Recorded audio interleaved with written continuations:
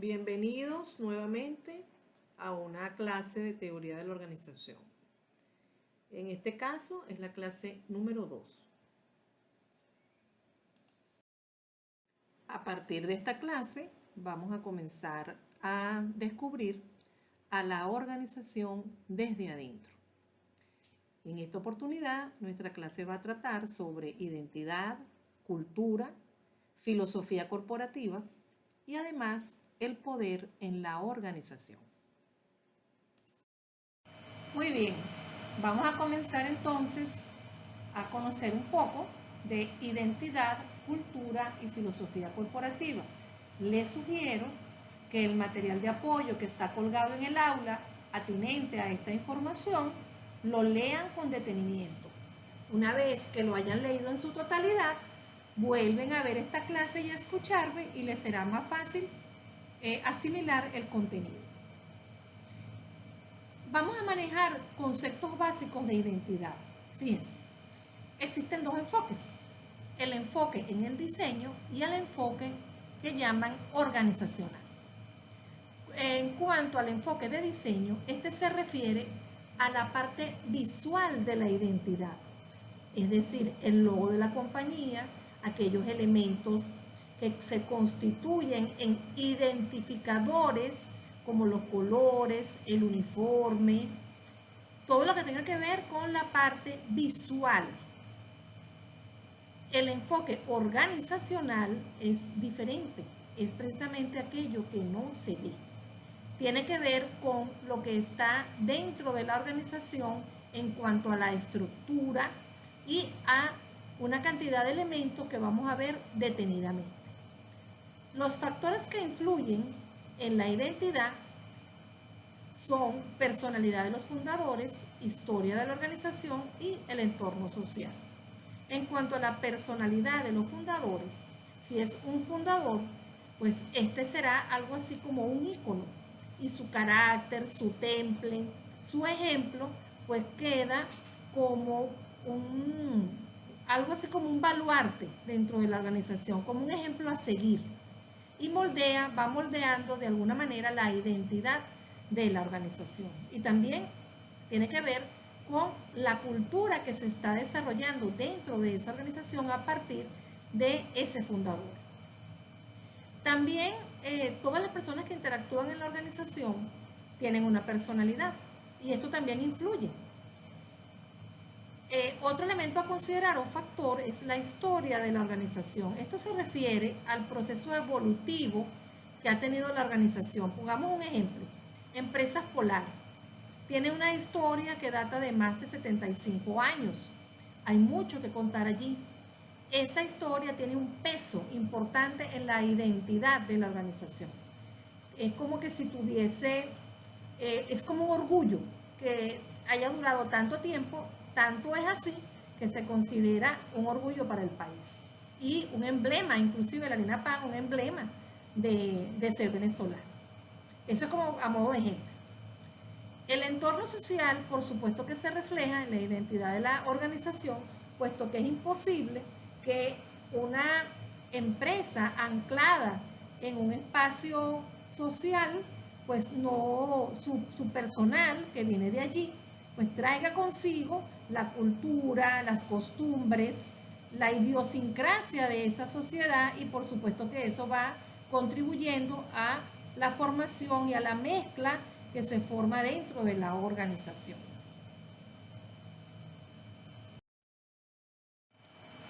Quiero destacar que el material de apoyo que está colgado en el aula virtual es una adaptación que les hice del libro llamado Branding Corporativo de Paul Capriotti Peri. Este autor, en ese extracto que ustedes tienen allí, él ha trabajado con la revisión de varios autores. Allí les coloqué más de 10 autores para arribar a todos estos conceptos que yo les estoy presentando acá. Quedamos entonces que la identidad, desde el punto de vista del enfoque organizacional, no es más que el carácter de la organización, es decir, la personalidad propia que desarrolla la organización en sí misma, de acuerdo a los factores que vimos en la lámina anterior.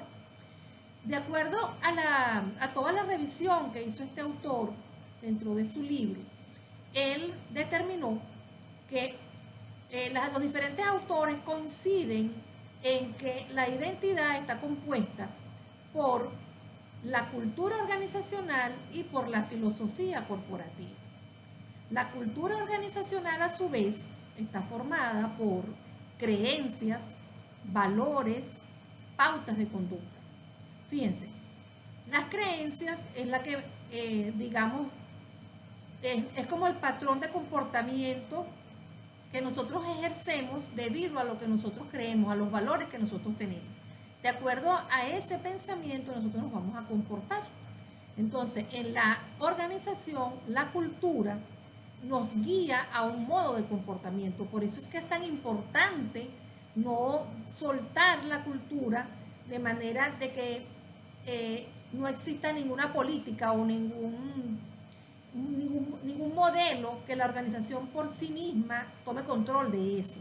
Si la organización y sus gerentes que tienen allí al mando de ella, que la dirigen al personal, no generan una política alrededor de la construcción de una cultura, esta va a emerger de manera natural, porque donde hay un conglomerado humano se produce una cultura. Entonces la organización no puede dejar pasar la oportunidad de tomar control de eso y generar entonces, transmitir los valores que la estructuran a ella como un ente con una característica propia, con una identidad propia, la cual debe ser transmitida a todos los miembros que la componen. Entonces de allí la importancia de el modelo de cultura que la organización quiere tener. Allí juega un papel muy importante el licenciado en Relaciones Industriales. En cuanto a la filosofía corporativa, de acuerdo a estos autores que revisó Paul Capriotti, él nos indica que la filosofía está compuesta por 3 elementos fundamentales. Probablemente ya ustedes han visto estos elementos en otras materias. En esta materia y hasta el final de que estemos viendo las materias de organización, pues siempre se tocan, porque es fundamental que la organización tenga una misión bien clara y bien definida y que todo el personal esté consciente de esa misión, que no es más que el qué hace la organización, si produce un bien para la sociedad o genera un servicio. En cuanto a la visión tiene que ver con el ideal a donde se quiere llegar, con cuál es el logro en un determinado lapso se quiere alcanzar. Entonces la visión es como el sueño en un determinado tiempo que quienes la dirigen se proyectan para lograr llegar hasta allá, ¿verdad? Es como la meta, digamos, que se pone en un momento dado, claro, a grandes rasgos, porque es la visión de la compañía toda. Por supuesto que la visión va cambiando a través del tiempo. Los valores son un pilar fundamental que sustenta la filosofía corporativa y son transmitidos a través de la cultura, ¿verdad? Los valores, como insistí en la explicación de los componentes de la cultura, pues son columna vertebral de la conducta esperada por el personal dentro de la organización, inclusive fuera de la organización cuando la va a representar. El poder en las organizaciones. Este es un tema muy interesante que tiene que ver con el liderazgo. Yo los invito a revisar un poco libre en la internet sobre poder en las organizaciones. Hay muchísimo material. Voy a tratar de darles elementos para que puedan asimilar un poco de qué estamos hablando cuando nos referimos al poder en las organizaciones. Toda organización tiene una estructura. Dentro de la estructura hay unas líneas de mando, es decir, hay unas personas que tienen una jerarquía que les permite dirigir a un grupo de personas, a un departamento o a un área, según cómo esté organizada esa estructura. Por eso en el proyecto que ustedes están elaborando para esta materia, uno de los elementos que se les pregunta es la división del trabajo en la organización que ustedes van a entrevistar, ¿verdad? Y allí ustedes van a preguntar cuántos jefes hay, cómo se divide el trabajo allí, cuántos supervisores, si es grande, si no es grande, depende, puede que haya un gerente, puede que hayan varios, ¿ok? Cada uno de estos cargos administra un poder. Ese poder tiene que ver con una relación de dependencia entre el jefe y el personal que este jefe dirige. Es decir, ese poder tendrá que ver con la posibilidad de favorecer o no, de alguna manera, a ese personal que está bajo su mano. Aquí le coloqué 3 tips para, digamos, resumir un poco qué es el poder de las organizaciones. Es la habilidad o capacidad de una persona en una organización para influenciar a otras y lograr los resultados deseados. El poder es una fuerza intangible en las organizaciones. No se ve, pero se percibe. Hay un vínculo de dependencia. El poder es el potencial para influenciar a los demás dentro de una organización con el objetivo de obtener resultados. Esos resultados, por supuesto, van en pro de la eficiencia. La eficiencia dentro de las organizaciones es sumamente importante y es, digamos, un objetivo común en todas ellas. Ahora bien, ¿cuáles son las fuentes de poder en la organización? Pues son 2. Una que viene asociada directamente a la jerarquía, es decir, al cargo que tiene esa potestad, digamos así, y a otra fuente de poder es la persona per se, la persona en sí misma. Veamos un poco. La fuente de poder que está asociada al cargo tiene a su vez la característica de que es un poder legítimo.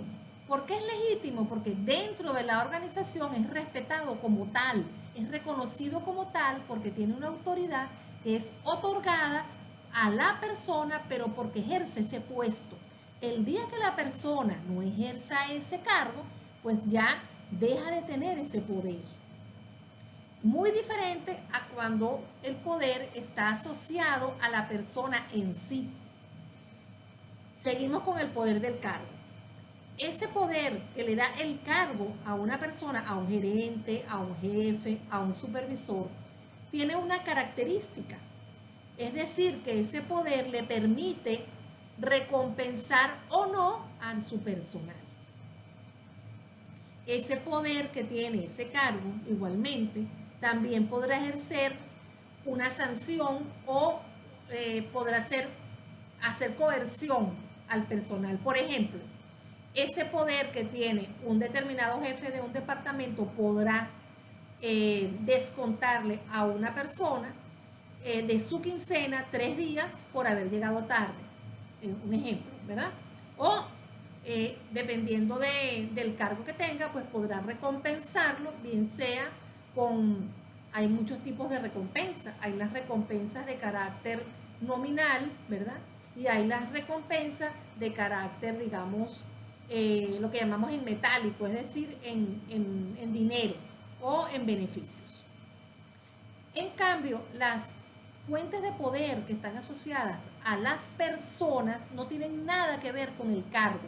Pudieran coexistir simultáneamente, que la persona tenga un poder per se y ocupe un cargo que tenga poder. Explico entonces el poder de experto. Una persona tiene un poder de experto basado en ¿qué? En su conocimiento, en su experiencia.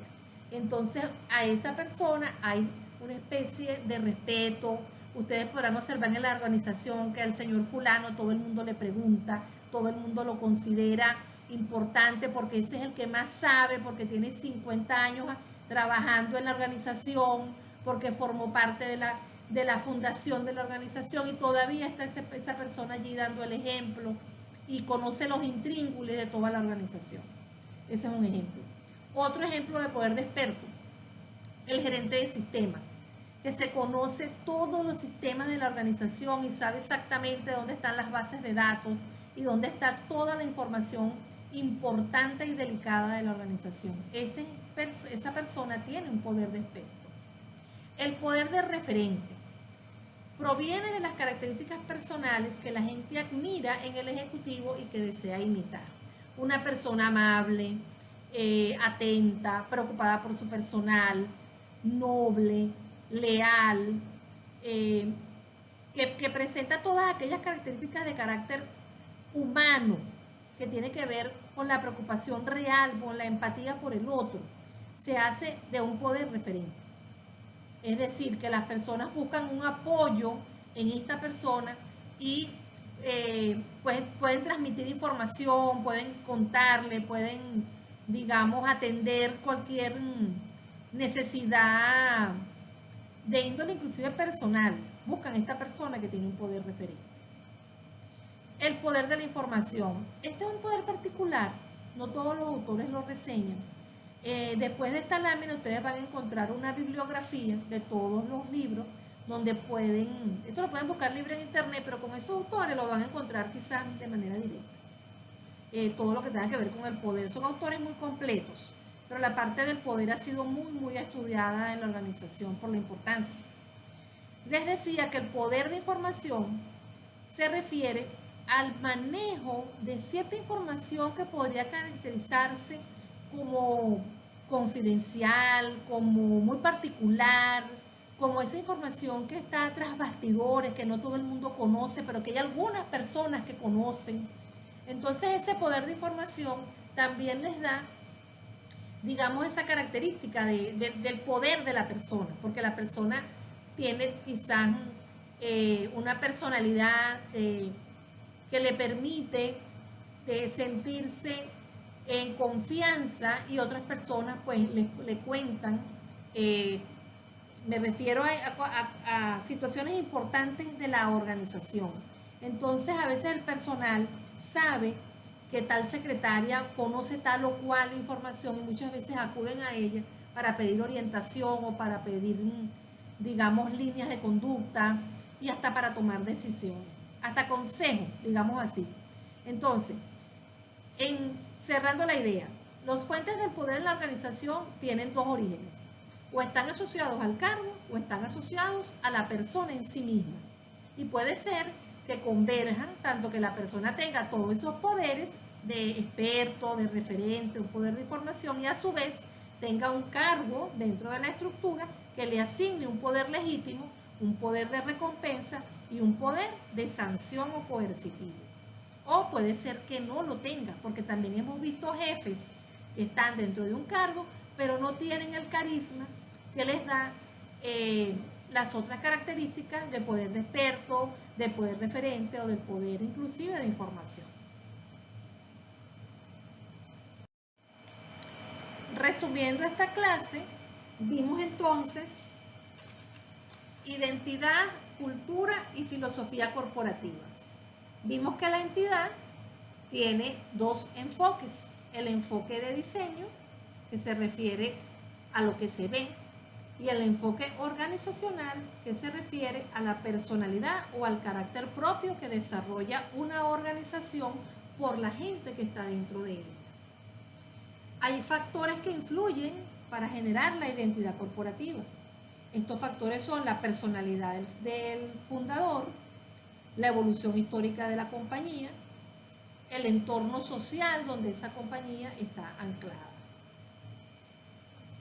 La identidad corporativa, de acuerdo a los autores revisados, tiene unos componentes que son la cultura y la filosofía. La cultura tiene que ver con las creencias y valores que dan las pautas de conducta dentro de la organización. Y la filosofía tiene que ver con la misión, con la visión y con los valores que se transmiten al personal para el logro de los objetivos. En cuanto al poder, el poder de la organización tiene dos fuentes. La que viene dada por la estructura y que se está asignada a través de un cargo y la característica de poder de la persona en sí misma. Los invito ahora a realizar una síntesis propia, es decir, ustedes van a escribir un resumen de estos conceptos que han visto en esta clase y apoyados tanto en el material de apoyo que está colgado en el aula como en una libre búsqueda en internet, teniendo el cuidado de que las fuentes sean fuentes serias. Este escrito que tú vas a desarrollar como estudiante, que te va a permitir asimilar un poco mejor el conocimiento que está desplegado aquí, te va a llevar con mayor fortaleza a tu primera prueba parcial. Ese escrito va a ser requisito igual que en la clase anterior para que tú puedas presentar tu prueba parcial, ya que va a ir adjunto a la prueba en el momento que tú lo vayas a enviar al aula virtual. Con esta lámina despedimos esta clase, animándolos siempre a ir más allá.